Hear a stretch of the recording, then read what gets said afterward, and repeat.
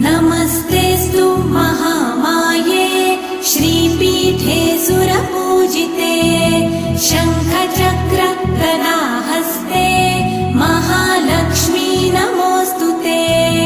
नमस्ते गरुडारूढे कोलासुरभयङ्करी